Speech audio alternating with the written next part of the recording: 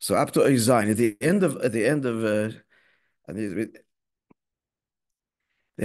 Vav, there was a very medical word. The whole point of the Maimon is that Dafke in where Hashem is most concealed, that's where the essence lies, right? So Koyach is one level of Tzimtzum as opposed to but Shem, a name, is even the greater Tzimtzum because you know nothing about the Which person. Rabbi, which mimer we're doing? The Simchas Torah mimer. No, then I'm finishing. No, I'm going to finish that by Medina. This is Shir Hamaalos.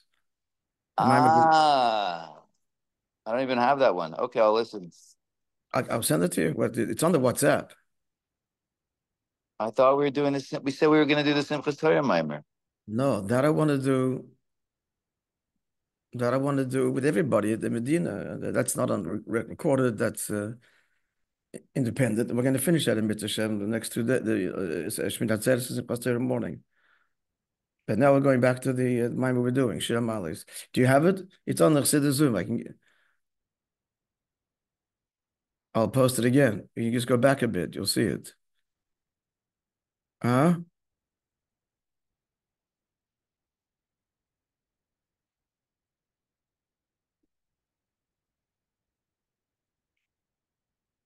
You have it? David, I don't even see it. Chaim, do you have it? Move forward, move forward. Go on. I'm putting on my mute because the gardeners are working around here. So Okay, I'm going to post it. I'm going to get it. I did post it. Here it is. I'll post it again, okay? I'm sending it again. I can send it to you. whatever you prefer, Rabbi Shkoyach. Thank you.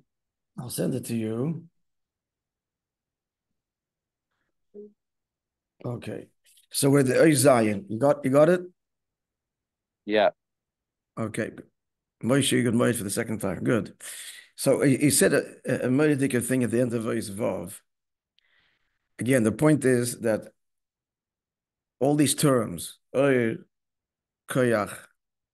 shame, etc., they're all describing different ways that Hashem reveals himself to what different degrees of tzimtzum. The greatest tzimtzum is a name, again, because the name tells you nothing of that which it is named for, at least not overtly. But the paradox is the dafkin, the tzimtzum, dafkin, the helem, that's where the etzem is drawn. So this is all to get to the mama'makim and how he accessed the mama'makim, the true depth of Velikus. In other words, the etzem of Velikus is dafke inyan of Isius, of names, of saying Tillim and davening, and in the end he'll say blowing shofar. It's even lower than that, it's a physical act. And that's a mamshich and connect to the Rebbe Atzmus. Not just the beyond, but the beyond, the Eibush himself. At any rate, but he said at the end of Eis Vav that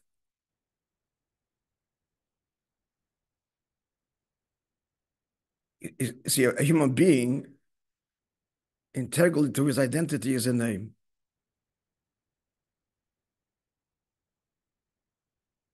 And a name, at the end of the day, I mean, it has an association with him. There's a history. There's reasons he gets this name.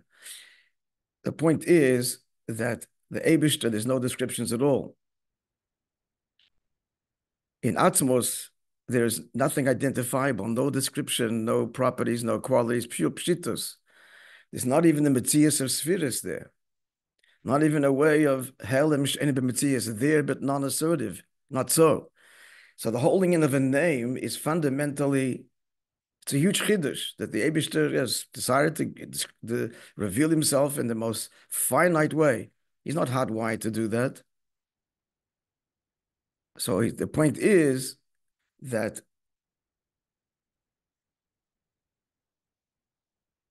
the last line, v'nimtza, the last line is vav, by calling the Eibishter by a name, what we are touching is not a level that's there, but not articulated like the fire in the rock.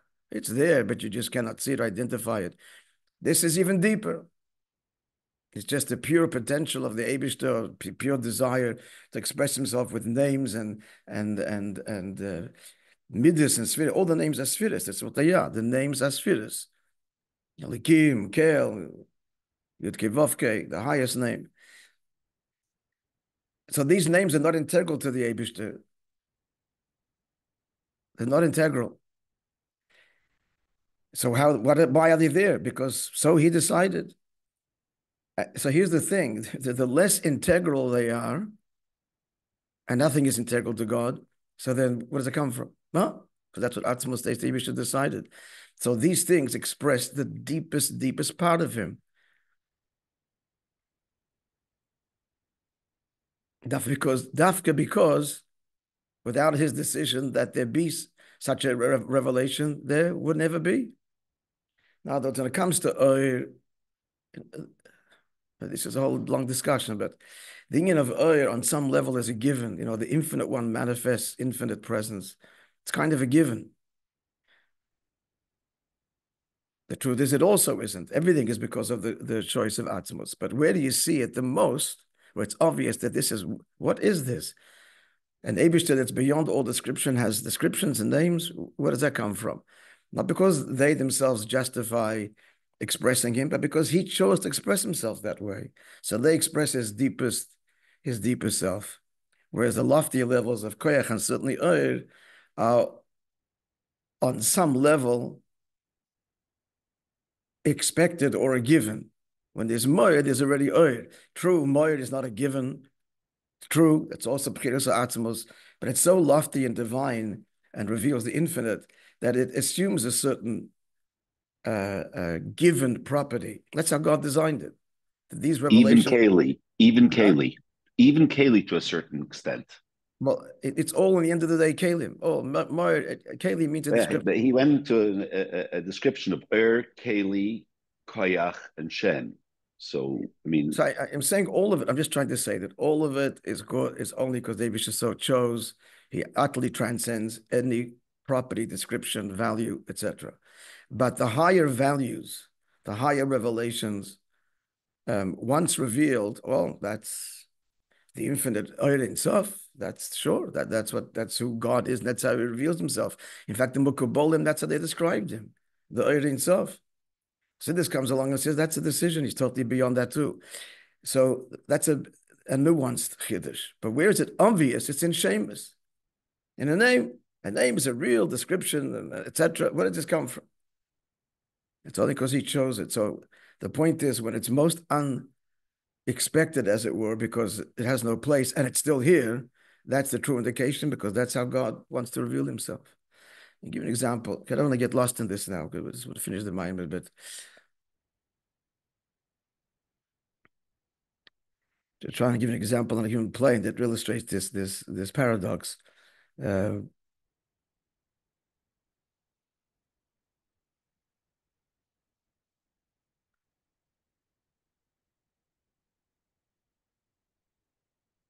Kind of, I mean, maybe a better marshal, but when the father is, gets down and plays a little a game, a silly little game with an infant mamish, or behaves in a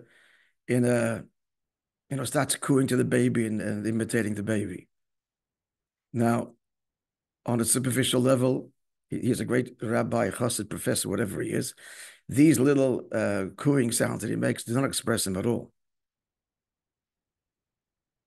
He's an adult, first of all. Adults don't behave this way. And he's maybe a great scholar and a great who knows what, any description you like. But on the other hand, so why is he doing this? Because I want to relate to my child. So, and therefore, this inconsequential behavior, in a way, comes from the deepest place in him.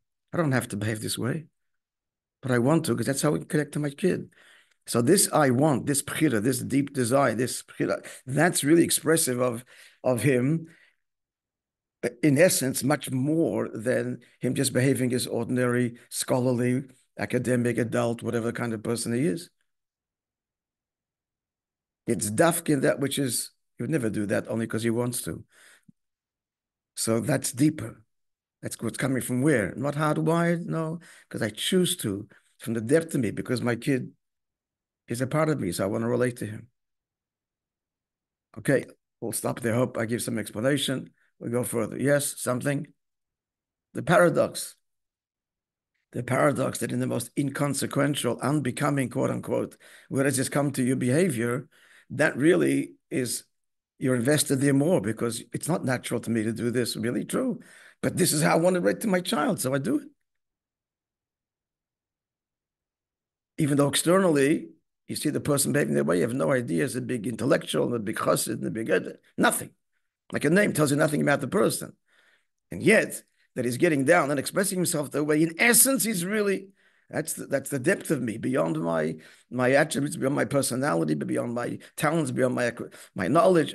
This is what I want to do. I want to connect to my kids. I'm doing this on the kids' level. So b'chitzonius, it reveals nothing, but b'pnimius, you're more invested there. Because it's your free choice. It's coming from a deep place where you don't have to behave this way, but you want to. That's the deeper place. That's deeper than if you a place where that's just who I am, so I express myself. Now, choice to behave touches the essence. That's p'chira. Anyway, let's go further. All to say, let's now plow through, friends. And this is the Rosh Hashanah. So all to say that where God's concealed in the simplest things, that's the deepest connection. And therefore, the Avodah of Rosh Hashanah is binyan b'ris oisius. It's all about saying letters and words. Not about learning so much. It's about saying reams and reams of words in the Machzir and Tilim. Because dafka through letters and words, that draws on the essence in a revealed way. Can also said before. This is what Rosh Hashanah is all about. The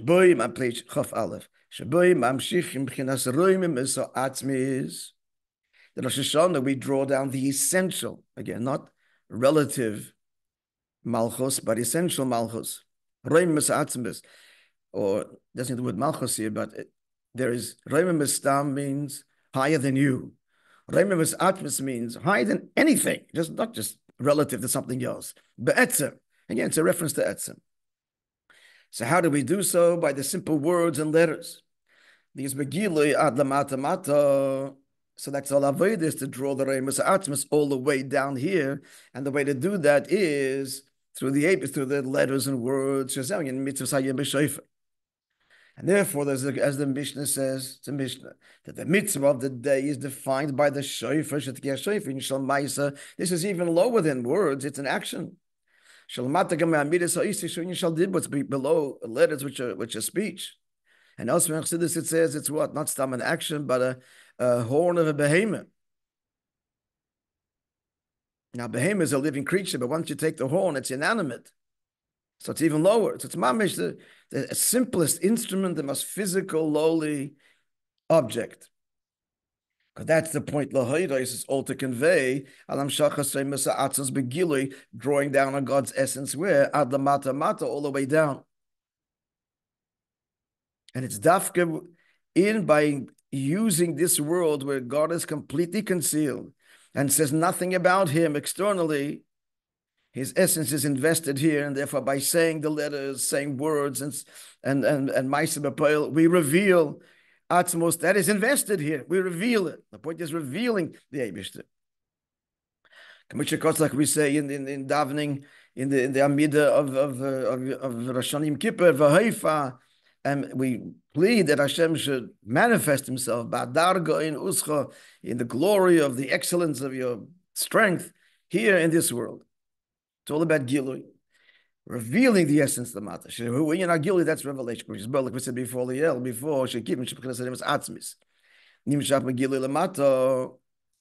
going to answer why the Achtos of Rosh Hashanah is even greater than the Achtos of Matan Torah.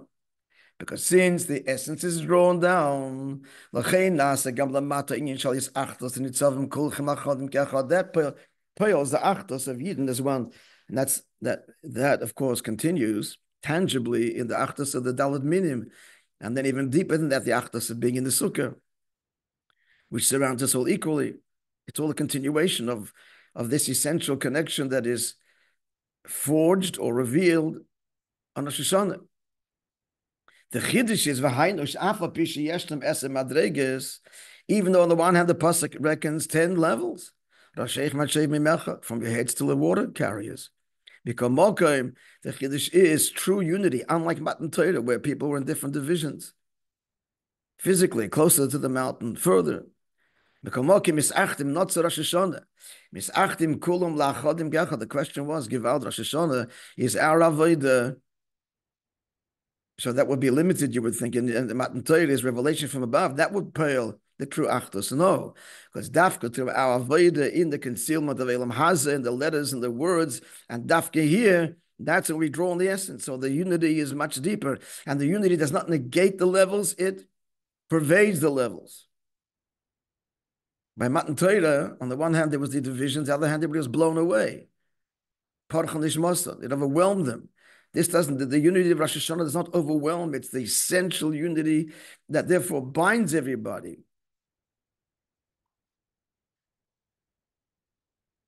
Because when you draw on the etzem doesn't overwhelm. Essence means this is your essence. It doesn't blow you away, as happened by Matan Torah. So because the essence is revealed all the way down. Because even in those levels that are in their own world, they're disparate. But when they're touched by the essence, they all unite as one. This is, of course, the point of the right, friends? Therefore, all the different levels of Yidden remain, on the one hand, different levels, but in absolute oneness and unity. Culminating in the Shema Yisrael of Ne'ilah, and then continuing in Sukkah, as we just said. In more tangible ways. Now the Rebbe spells it out for us, friends. What's the avodah? What's the avodah of a Yid Rosh Hashanah? Shavodah Rosh Hashanah b'ofen shel hazoza so etzem. Rosh Hashanah is not about tweaking our avodah. A little more improvement here, a little there. That's not the avodah. It may manifest that way, but it's not the avodah. The avodah has to be hazoza so etzem, a shake to the core, the individual's core, his etzem. And that's how he touches the etzem of the Eibishter. Like the figure that explains, he quoted this before on the Rosh Hashanah Maimer. There's two things. There's the coronation, and then there's the bowing, the prostration before the king of Rosh Hashanah. And what are these two inyanim? Coronation is whatever you say we're going to do. So what are we connecting to? The will. We're connecting and committing ourselves to carry out what God commands. But there's a deeper connection. We bow down Rosh Hashanah and the Aleinu and so on. The head goes down by the feet. That's complete bittul to whom? Not the will, but the master of the will, to you. But this is the essence of the soul's complete self-effacement laid bare. As it illuminates, all of his conscious faculties, his seichel and his midas are permeated with this complete bittul. It's all to serve you, to connect to you. And the 10 levels within each person parallel the 10 levels of Yidden, he adds in brackets. The parallel of the 10 parallel the 10 levels of Yidden from the heads to the water carriers. The Rebbe spells it out. I mean, he's understanding that the Rebbe is being pale the Inyan and giving us the koyach.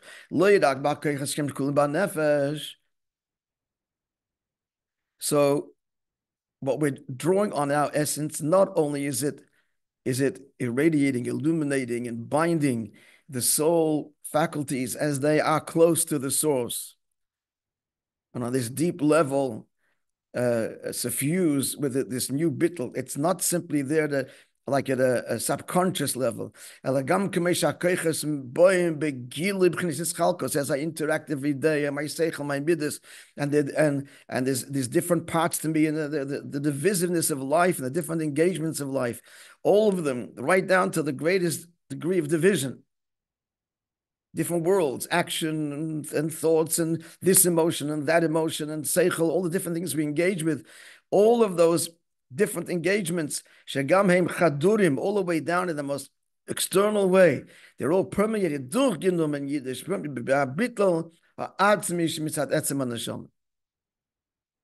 They're all permeated with one thing. I'm a Yid, and that permeates and defines every moment of my life.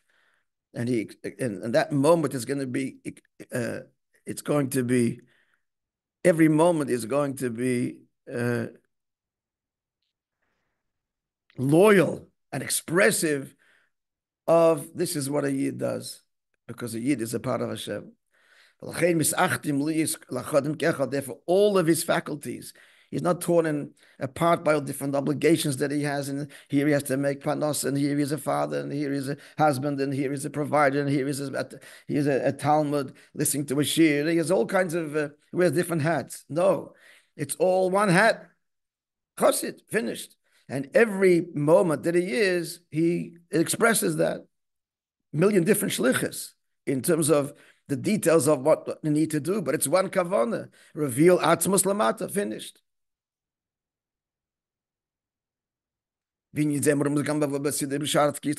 This is also hinted to, explained rather, in the Alter Rebbe, in the Sid Sharat Kiyas. The gateway to Tkiyas, he says that Tkiyas Shoif is drawing down the Etzem, and he says like this: Etzem HaChochma, Etzem HaMidas, Etzem HaMalchus, the essence of Chochma, the essence of the Midas, and the essence of Malchus, which is behavior, thought, speech, and action. The Rebbe asks, how can these contradiction? Essence is not about a particular attribute. The individual faculties that in their own world, they're not essence. So how do you put together in the same words? What does the Alter Rebbe mean by that? He's hinting that it's both things. We're drawing the essence into all of these individual expressions of the soul and faculties and components. That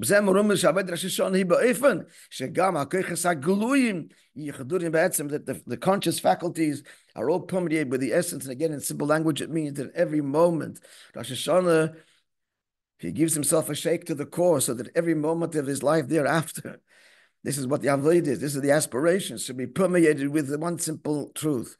Eibishter, I'm a Yid. That's it. So that's how he is as a father. That's how he is as a husband. In the million things that he does, all the koichas, the 10 faculties, which engage all kinds of engagements, they're all consistent with one thing: a Yid and a Chosid. But there you now will understand. Yeah, oisches. Everybody's with me. Yeah. Why are we saying Shemas Mema'makim? All 10 days. Again, the point is that the 10 days of Tshuva correspond to the 10 levels of Jews, the 10 faculties within the 10 Koichas HaNefesh, the 10 components of the human psyche. It's all permeated with what Mema'makim. What's Mema'makim? He explains. The avoid is l'sakin or l'hamshich.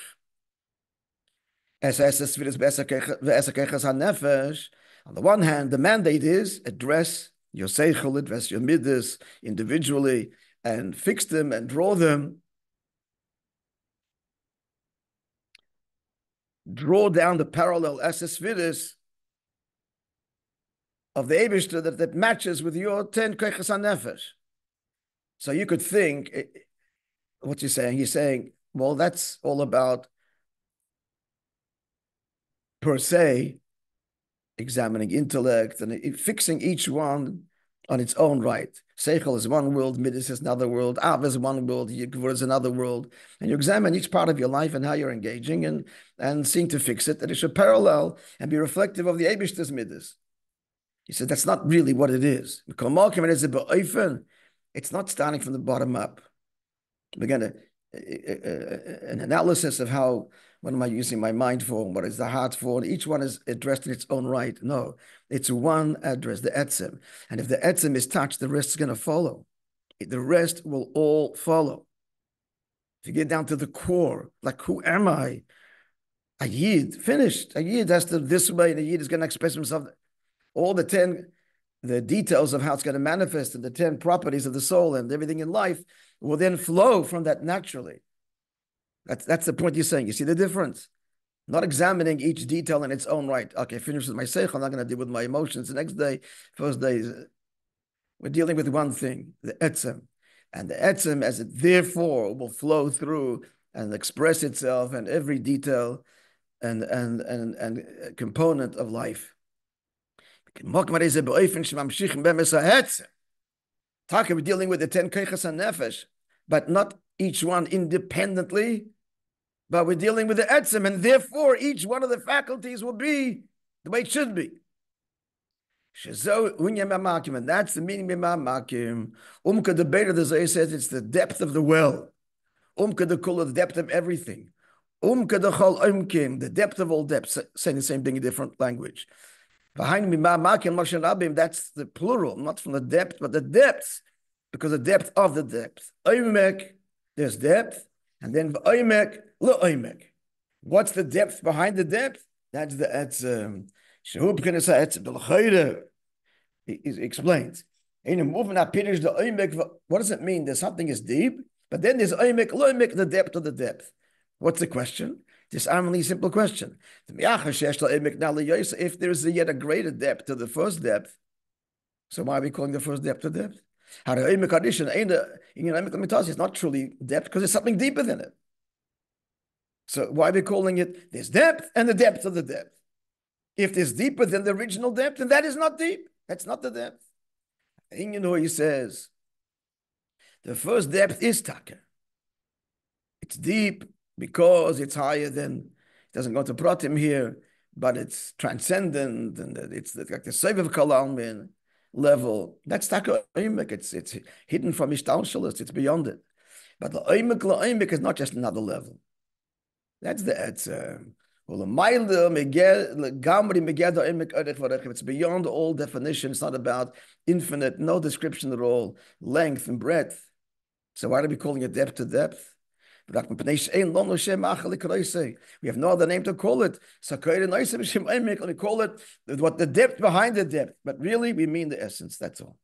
It's beyond deep or not deep. It's who I am, who the Eibishter is.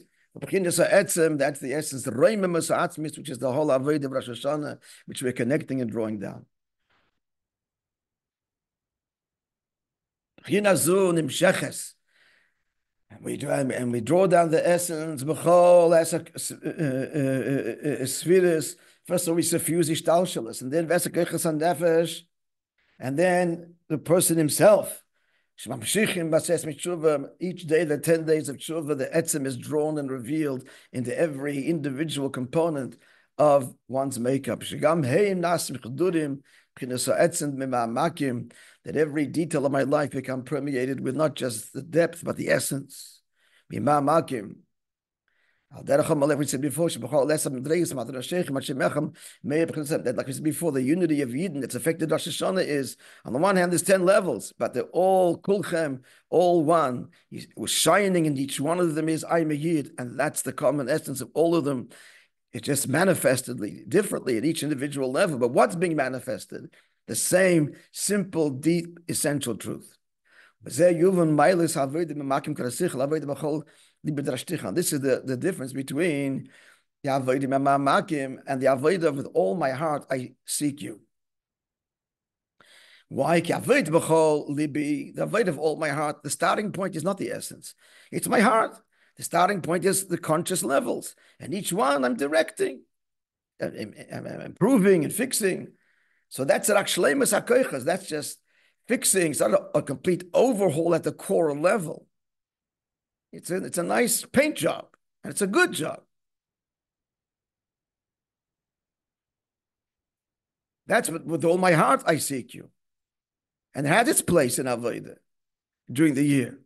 The Avodah Mama'makim is not externally fixing and then cleaning, which is beautiful. But in addition, that each koyach is individually addressed and perfected, it's a whole different avodah. It's a complete overhaul at the core level. It's like deconstructing it and rebuilding everything from the core again.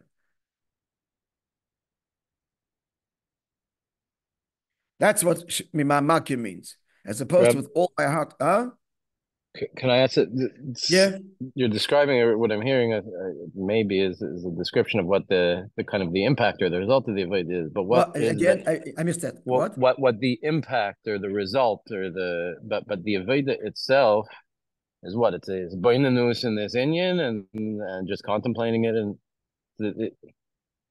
I get that it's not about behavior. It's not even about taking a midas or whatever, but it has to have a pe'ula in something, no? Yeah, of course it completely does. It completely transforms the h'tשכ koyches and nefesh, but it's from a whole different way. In simple language, every koyach of the nefesh is driven by azoy or nicht anders. Not it could be better, let's make it better, and we do make it better. I'm learning, okay, I'm trying to make achlata to learn more.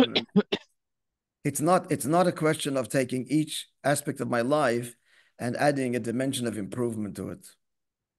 It's a fundamental, the no negotiation, azoya nicht anders.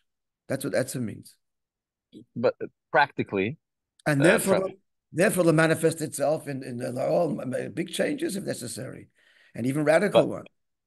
But if and when we as normal people make a thought that everything's going to be different, usually the result is nothing different, right? No, it's not everything's going to be different. Yeah. That's not no. Everything is addressing the h'tשכ and nefesh. It's me. I. Yeah. Okay. I have to be different. Period. Mm-hmm. Yeah, listen, these are very lofty words, and they can also be very discouraging because, hey, I'm not seeing this. So you've got to be careful. But these very inspirational words of the Maamar shouldn't be like I give up, but chas v'sholem. But everything is relative and subtle. Ha'azos ha'atzmis means it's not a negotiation. That's what it means. It's not a negotiation. The Cholibid Drashticha is every aspect is negotiated, let's figure it out, let's see how we can do it. And then we come to a plan going forward where it's better than it was before. But through a whole negotiation. It's a give and take, it's a back and forth, we're going to make it work. Azoza Atmis on some level means there's no discussion. Finished. This is what has to be done. Meyid. And if that is first and foremost in his mind, and everything he encounters, it's going to have that, enough already. Just on with it.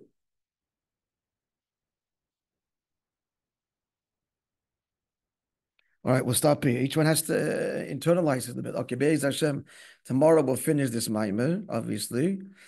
And then